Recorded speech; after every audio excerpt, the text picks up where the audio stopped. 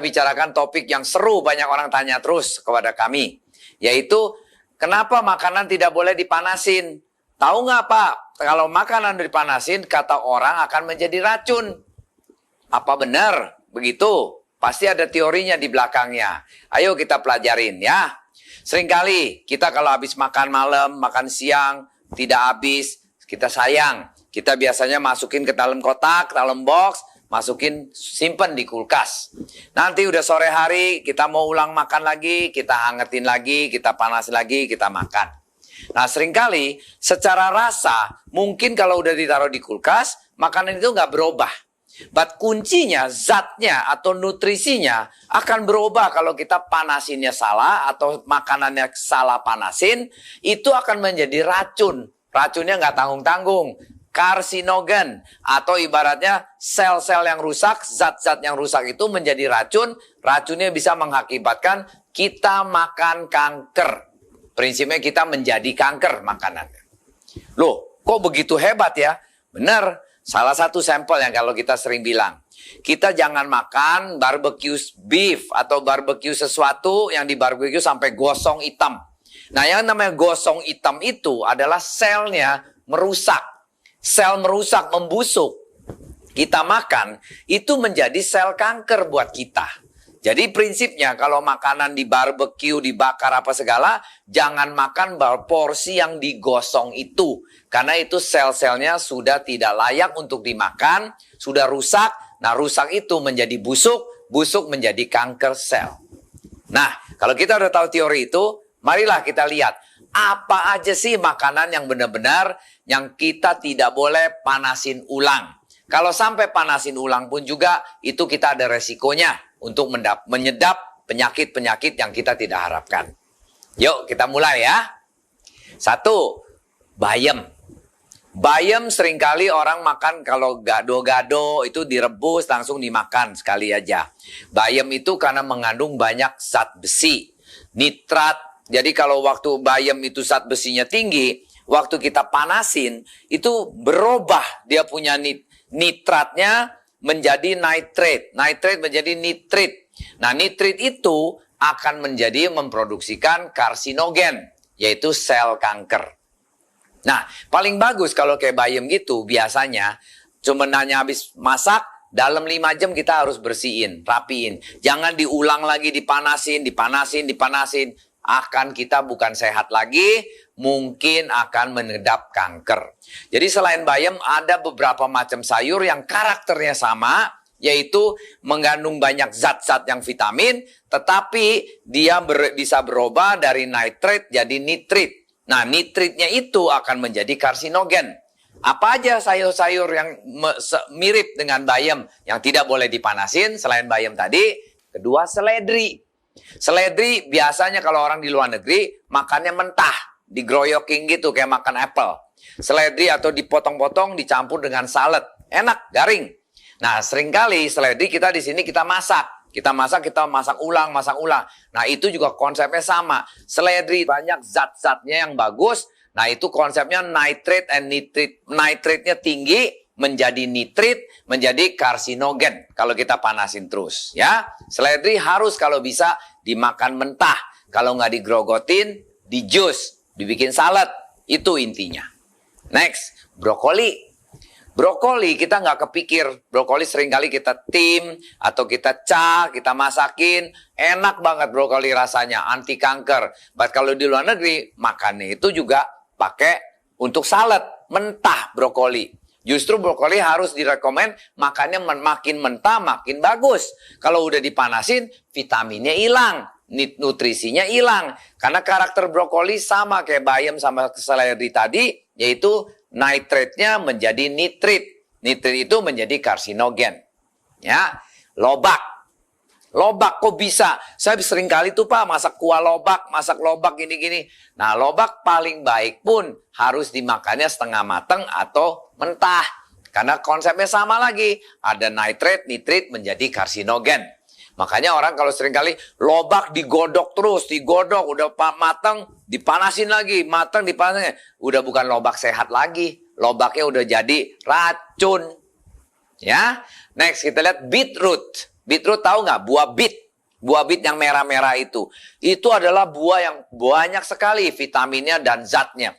Zat potasiumnya, macam-macam lah. Dia vitaminnya paling komplit. Karena dia itu kayak haus, rakus multivitaminnya, nutrisinya.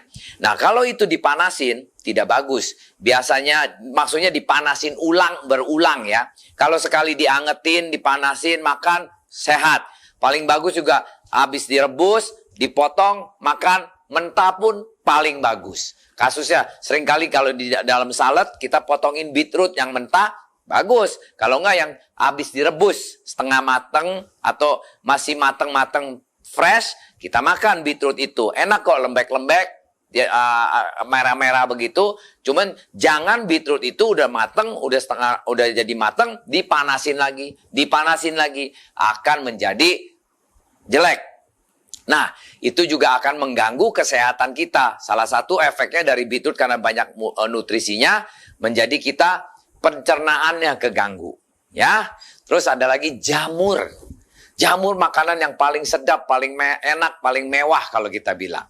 Anda tahu nggak di dalam jamur itu vitaminnya banyak? Itu banyak sekali vitamin B. Bagus buat kanker, protein tinggi, tidak boleh dipanasin lagi. Kenapa? Karena jamur itu kalau dipanasin nanti bisa ada side effect-nya karena itu banyak probiotik atau bakteri-bakteri yang bagus. Itu kalau dipanasin udah mati, akan kita bisa jadi diarrhea atau perut kembung. Nah, itu salah satu efek dari jamur. Seringkali kita kayak keracunan makan jamur. Nah, itu bisa jadi perutnya kembung-kembung terus. Nah, itu salah satu yang efek sampingannya dari kalau jamur dipanasin berulang-ulang. Ya, next, ayam. Kepikir nggak ayam bisa dipanasin nggak boleh? Hah? Kok bisa? Ya memang. Ayam itu karena penuh dengan protein tinggi. Ayam proteinnya tinggi. Nah, kalau dipanasin-panasin proteinnya jadi hilang. Jadi tidak ada fungsinya lagi, cuma dagingnya aja. Nah, itu Pak, kalau mau masak ayam paling gampang, jangan selalu digoreng karena vitaminnya hilang. Makanya orang bilang kalau makan ayam gorengan itu nggak bagus. Ayam kalau mau dimasak kuah, atau mau direbus, atau mau dicah, usahakan memaintain dia punya protein tingginya itu preserve dengan low heat, api yang agak kecil. Apalagi kalau kita godok ayam kuah, apinya pakai api kecil aja, jangan terlalu api panas gede-gede gitu ya. Itu rusak, protein punya sel-selnya akan hancur, buat kita udah jadi nggak baik gitu kalau kita makan. Karena protein udah rusak, selnya rusak, ya jadi salah satu kanker punya asal-usulnya. Ya. Sama dengan telur. Kalau ayam banyak protein, telur juga banyak proteinnya tinggi. Nah, kalau telur dipanasin terus-terus, apalagi kita sering makan telur rebus, yang kuningnya itu udah jadi hitam-hitam. Itu rebusnya kelamaan banget. Terlalu mateng. Nah, itu kuning-kuning hitam itu, selain dia tinggi kolesterolnya jelek, menjadikan kanker juga. Itu karsinogennya. Karena sel telur yang vitamin di kuningnya itu jadi hitam, itu yang vitamin tingginya udah jadi rusak. Yang bagus gimana? Makan telur rebus, boleh kita makan telur rebus, harus dipanasinnya hanya 3/4 mateng. Masih ada telur kuningnya itu masih ada merah-merahnya di dalamnya itu. Kalau itu yang paling sempurna. Kayak gimana? Caranya masak telurnya ya. Kita rebus telur dalam air, api dinyalain, nggak usah terlalu gede. 7 menit sampai 8 menit dia sudah mendidih. Diangkat, langsung dicelepin air dingin, air es dingin. Jadi diangkat dari panas, langsung dicelepin di air es dingin. 2 menit, kemudian kita makan itu telur. Kita belek, kita pecahin, dalamnya masih setengah mateng atau 3/4 mateng. Nah, itu telur kalau kita makan, telur kuning dan putih kombinasi, itu akan menghasilkan nutrisi yang paling tinggi, kolesterol yang paling rendah. Orang bilang makan telur kolesterol tinggi. Kalau makan telur yang 3/4 mateng ini telur sehat. Setiap hari pun boleh makan. Nggak akan naikin kita punya kolesterol. Kenapa? Karena di dalam telur yang 3/4 mateng itu adalah HDL, LDL. Kan telur ada HDL kolesterolnya ya. HDL itu kolesterol yang baik. LDL kolesterol yang jelek. Kalau telur yang sudah terlalu mateng kuningnya, itu LDL-nya tinggi. Kalau telur yang masih 3/4 matang, dengan itu telur ada kandungan omega 3-nya, itu LDL-nya rendah, HDL-nya tinggi. Jadi yang bagusnya banyak. Berarti kita apa? Makan telur, kolesterolnya nggak tinggi. Kolesterolnya bagus untuk semacam kayak omega 3 untuk badan kita. Proteinnya tinggi. Nah, itu menjadi telur sehat. Ada research di Amerika. Ada orang umur 70 tahun, setiap hari makan 3 telur. Selama 6 bulan dia makan telur, dia tadinya kolesterolnya 420. Dengan dia makan telur setiap hari 3 telur loh. Ini memang lagi eksperimen ya. Dari University of Kansas kalau nggak salah. Nah, dia makan telur selama 6 bulan. Setiap minggu dicek darahnya sama profesor-profesor di eksperimen. Tahu apa yang terjadi? 6 bulan kemudian malah dia punya kolesterol dari 400-an turun menjadi tinggal 150. Lah, kok bisa? Nah, ternyata yang dia makan telur itu bukan telur putih tok. Telur putih dan kuning yang dimasak setengah matang sampai 3/4 matang. 1 hari 3 telur. Dan itu malah menurunkan kolesterol, menurunkan asam uratnya, menurunkan trigliseridanya. Itu hebat. Cuman kalau kita sekarang di posisi udah umur sekian, lebih bagus jangan kayak gila gitu makan 3 telur sehari. Makanlah 1 telur, atau telur masih komplit ya, putih dan kuningnya 3/4 matang, jangan terlalu matang. At the same time jangan dipanasin ulang, jangan digodok ulang. Telur itu sekali makan, prinsipnya seminggu 3 telur dah, 4 telur dah, putih kuning kombinasi selalu makan. Pasti sehat, tidak naikin kolesterol Anda. Ini saya berani ngomong begitu karena saya sendiri sudah praktekkan makan 3 telur seminggu sampai 4 telur seminggu. Putih kuning bersatu, cara masaknya 3/4 matang, atau kalau mau camu apapun, jangan sampai terlalu gosong. Prinsipnya gitu, kondisi 3/4 lah maksudnya ya. Nah, itu akan jadi sehat. Oke? Nah, kentang. Kentang itu mengandung vitamin B6, kalium, vitamin C juga tinggi. Nah, di kentang itu ada orang seringkali kentang sering direbus ulang, rebus ulang. Nah, itu juga nggak bagus. Kasusnya, kentang kayak gimana yang sering direbus ulang?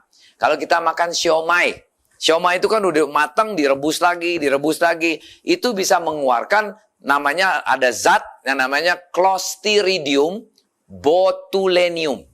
Apa itu kata-kata? Yaitu keracunan serius. Jadi kalau kita makan yang racun-racun yang kentang yang dipanasin ulang-ulang begitu, lambat daya tubuh kita udah lemah, kita bisa keracunan serius, itu bisa muncur-muncur, bisa kayak orang keracunan makan lah, prinsipnya gitu. Jadi kentang itu semestinya penuh dengan gizi, penuh dengan zat bagus, cuman kalau kelamaan dipanasin terus, digodok-godok terus atau dipanas ulang, akan menjadi racun buat kita. Nah, terakhir, nasi. Loh, kok kita nasi nggak boleh panas ulang? Berat, kita tahu nggak? Nasi kalau udah habis kita makan, sisanya itu kita diemin, itu pasti dikeroyokin, namanya banyak spora di dalamnya. Nasi itu. Nah, dengan banyak spora kita pikir, oke, panasin lagi deh, supaya matiin sporanya. Itu salah, nggak bener.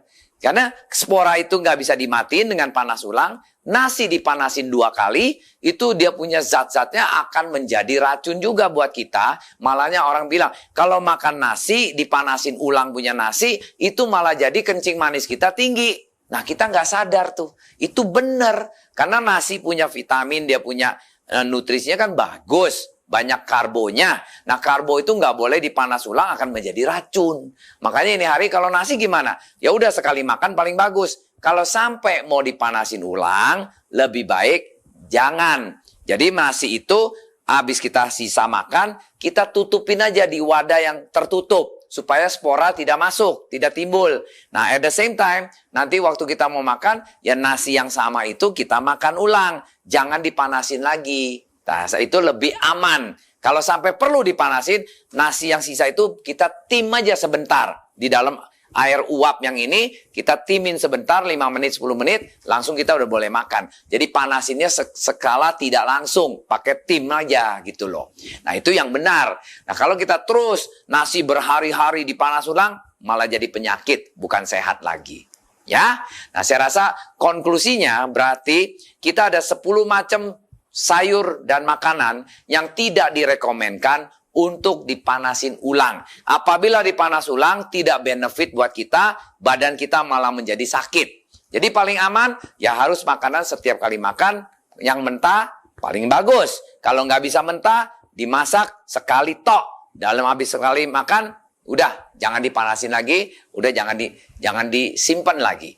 Kalau sampai perlu disimpan, hanya boleh makin sekali lagi dipanasin, cuman dasarnya mesti ditim aja. Jangan dicah lagi atau digoreng lagi. Itu bahaya buat nutrisinya sendiri menjadi berubah, zat-zatnya itu menjadi racun buat badan kita. Sekian saya rasa cukup. Ini kurang lebih untuk kita pendidikan aja, tambah info-info aja. Apabila Anda suka video ini, ayo kasih banyak jempol kepada kami. Sekaligus juga klik subscribe di sini. Tambah lagi, kalau bisa di-share kepada teman-teman, paling bagus ya. Belajar bersama kami, sehat bersama kami. Good in, good out. Sampai jumpa. Tung tung tung tung tung tung tung tung tung tung tung tung tung tung tung.